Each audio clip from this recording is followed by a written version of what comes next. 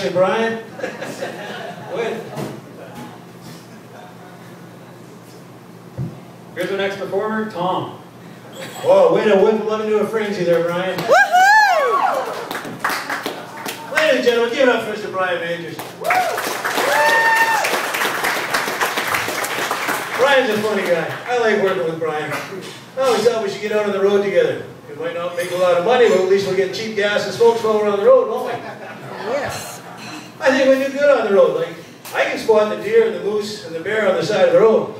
But he's native. Dude can track a bluebird through a clear sky. I'm from Quinnell, just down the road.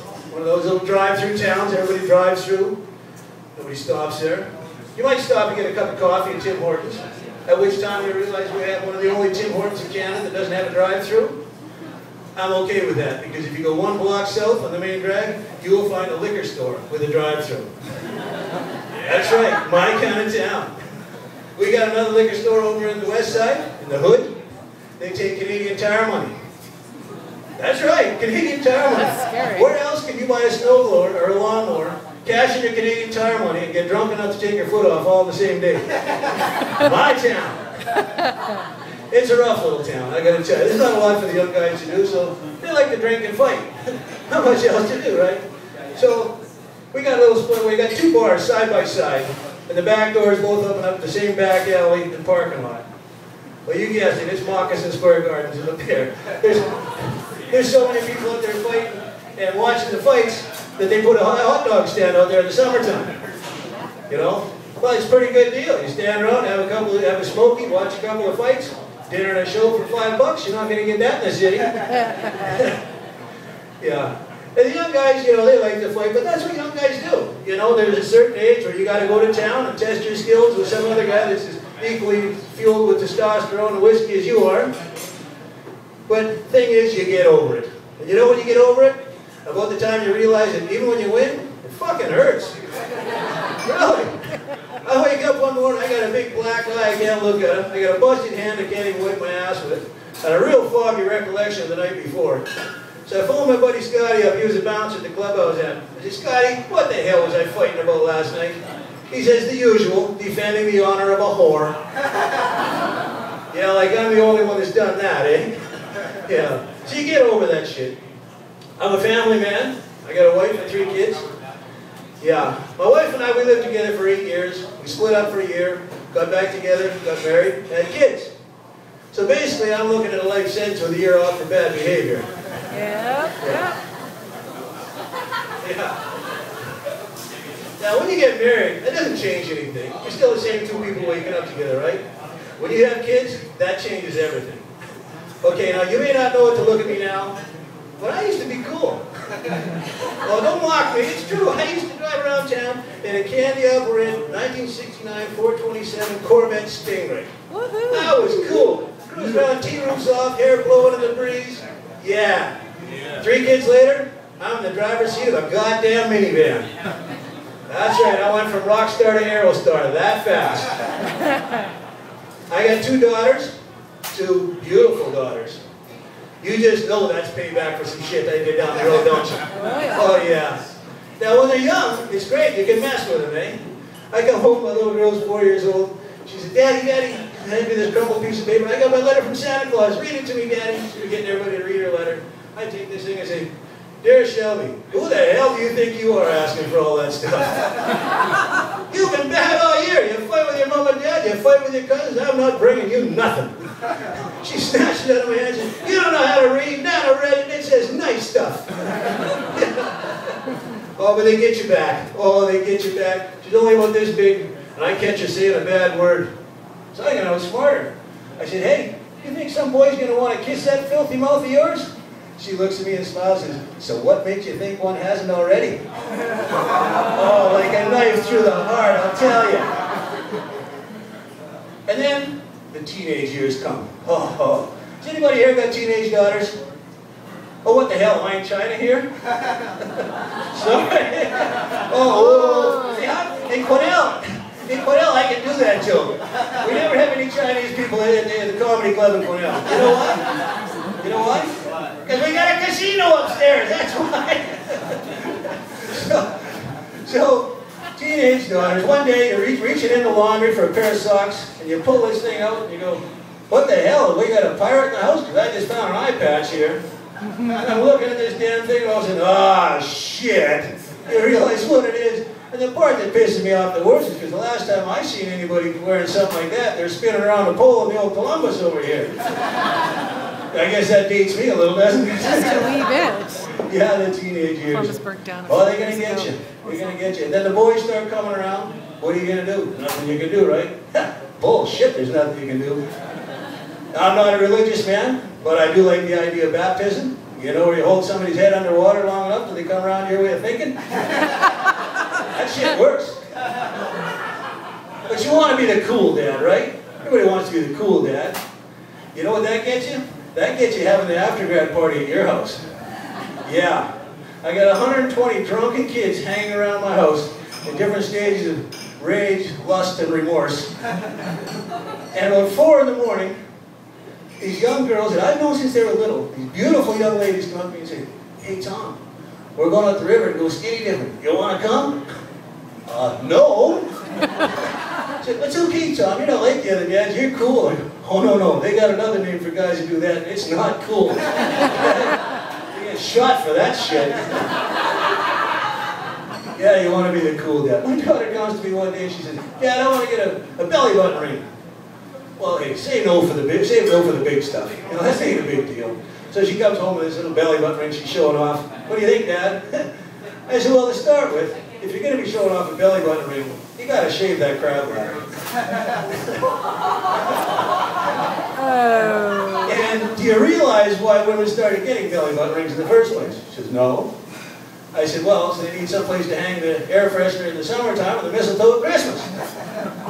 Yeah, she didn't think it was very funny either. But I thought it was funny, so I went to work and I told this buddy of mine at work about it. And he didn't laugh, he just looks at me and says, yeah, my daughter got a piercing too. I said, oh, what'd she get? So she got a piercing, a stud in her tongue. Oh, really? What'd you do that for? She said, yeah, that's what I asked her. And she looked at me and said, well, I got one that glows in the dark and another one that vibrates. Oh, you poor fucker. So I tried to console him. I said, well, at least it sounds like she got the birth control thing figured out anyway. Oh, Tom. Yeah, and then she moves out. She moved out with a great guy. I like him. The only trouble is, he came and asked me for her hand in marriage. And I said, well, you kind of hedged your bets on this one. I can hardly say no now that the baby's here, can I? You know? But the trouble is his initials. The initials are ADD. Okay, that's kind of funny. But my daughter's name is Shelby Tracy. So when they get married, it'll be ADD and STD together forever. Ain't that going to look great on a cake? Yeah. But then I had a son. Oh, my son. He's a great kid. But when you first hold your son, you go, man, I got a son and he's going to be just like me. And then it hits you. I've got a son and he's going to be just like me. Oh, shit. And he is. The little bugger's on the con all the time. He's about 10 years old. He comes to me and says, hey, Dad. He says, I just lost a tooth. You think if I put it under my pillow, the tooth fairy will come and give me some cash? I said, no, that's not going to happen, Jack. He says, why not? I said, well, they changed the laws. He said, what do you mean? I said, well, they let gay people get married now, so the tooth fairy stays home with his husband at night.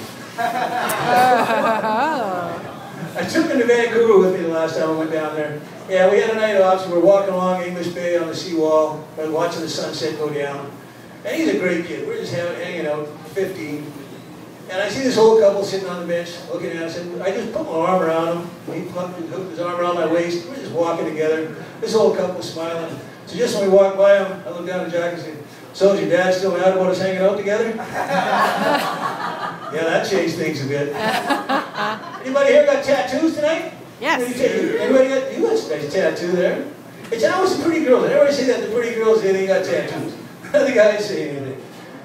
Anybody here got a drunken tattoo? No. A tattoo they got when they were drunk? Yeah, those ain't so great. I got one. I was up with a buddy of mine. He's a tattoo artist. We're drinking. He says, come on, Tom, I want to put something on you. So I think about it. I said, remember old Foghorn Leghorn, the rooster out Bugs Bunny? I said, well, I want him down on my calf with a noose around his neck, and I can tell everybody got a cock that hangs below my knee. I thought it was just a joke. I'm laughing, right?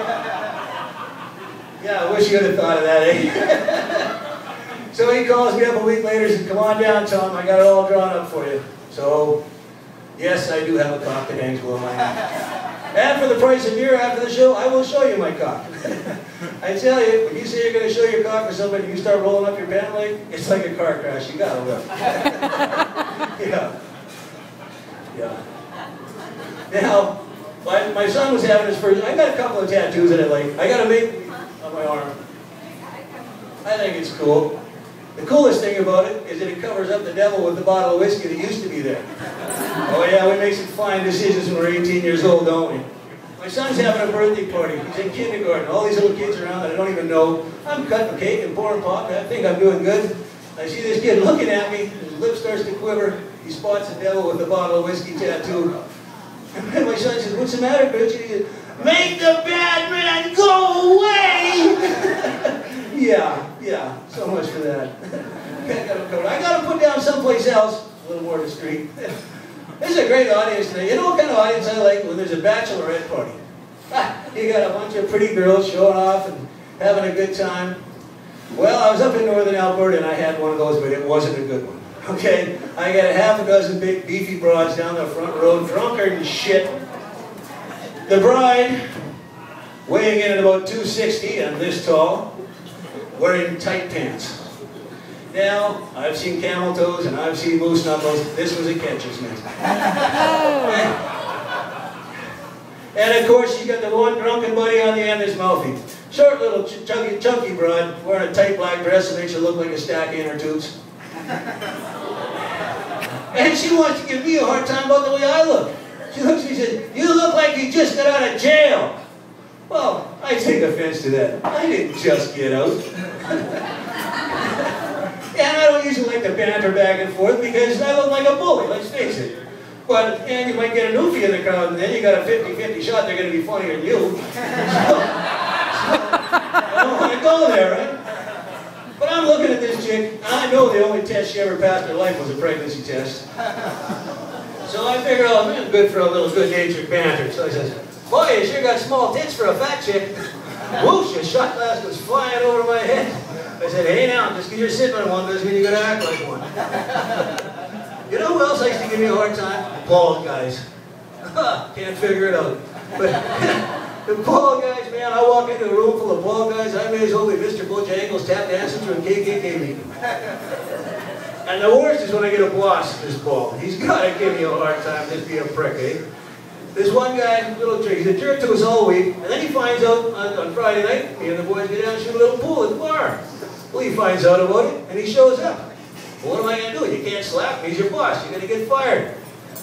3 weeks in a row he does this, and I'm getting pissed off. So I decide something has to be done. So just when he's ready to leave, putting his cue away, ready to put his coat on, I walk over, do one of these. About 4 or 5 long curly hairs on his shoulder before he puts his coat on.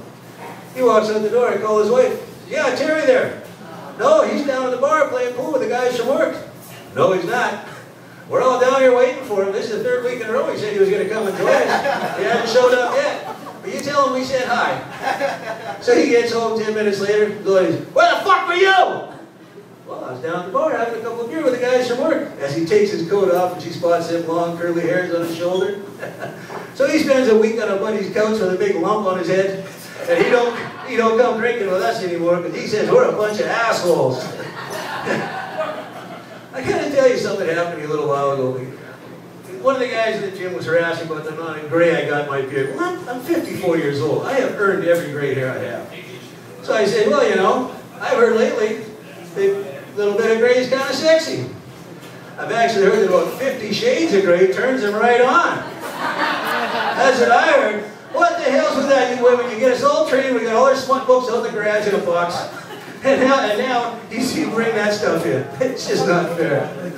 Okay, that's my time for tonight. I'm going to introduce a guy, Mr. James Masters. He's a really funny guy. He's an Australian. I just worked with him a couple weeks ago at Young Guns in Vancouver. He's going to knock you dead, folks. Enjoy him. Here he is, Mr. James Masters.